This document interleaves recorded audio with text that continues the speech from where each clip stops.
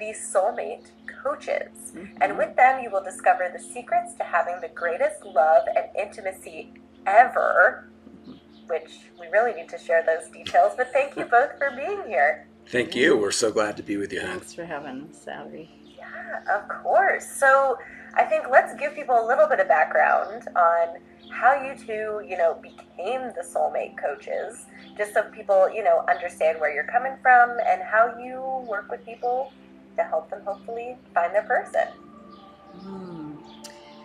Well, we met at a workshop about relationships. Love and relationships. Love and relationships, because love and relationships are very important to us, and we wanted to know how to do them well. Up to that point, we had not done very well in relationship.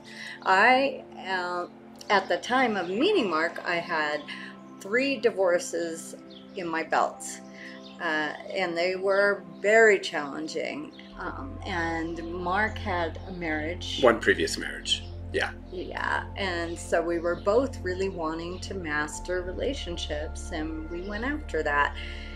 And when we met, we found out that both of us had 6 common modalities that we had been trained in, which gave us a wonderful tool belt of transformation and a common language that we could work through challenges. Because we definitely did have some challenges. We'd get triggered, but we will partner up together and support each other to clear whatever triggers that we have. And we decided that because we have such a beautiful relationship, and we had never even seen other examples of other couples who had the level of relationship that we have, so we thought that this would be quite a gift to offer the world. People, whether you're in relationship or not, these are tools that will help you to be ready to be in a soulmate level relationship. And we don't mean that you have to be soulmates. If you don't believe in soulmates, it's not a problem. We're talking about a level of love that's very deep, connected, intimate, juicy, and yummy. Great. Yeah, I think that's a good introduction. That was great, honey. I'm not going to try to top that. Right, because I think some people get hung up on the idea of a soulmate, and then they're so focused on there's only one person out there for me, that then, how do you even find anyone who's a good fit for you?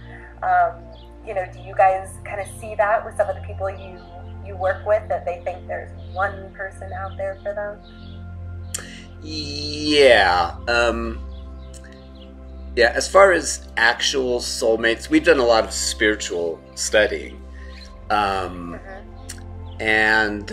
one of probably the best books I've ever read in my life were 2 books by Dr. Newton, Journey of Souls and Destiny of Souls, where Lily talks about souls and soulmates and incarnation and what we're doing here and how we plan out a lot of what happens. And one of the things he says, and it is that we may have what you'd call a primary soulmate, but that doesn't mean we necessarily incarnate every lifetime with that soulmate. And some of us may not have primary soulmates, and we may choose to incarnate with other people in our soul group. So we don't get hung up on the technicalities of, is this my soulmate or not? What it's really about for us, as Lynetta already shared, is we want people to get the tools and the practice to create a soulmate level relationship, whether or not they're actually with their quote soulmate.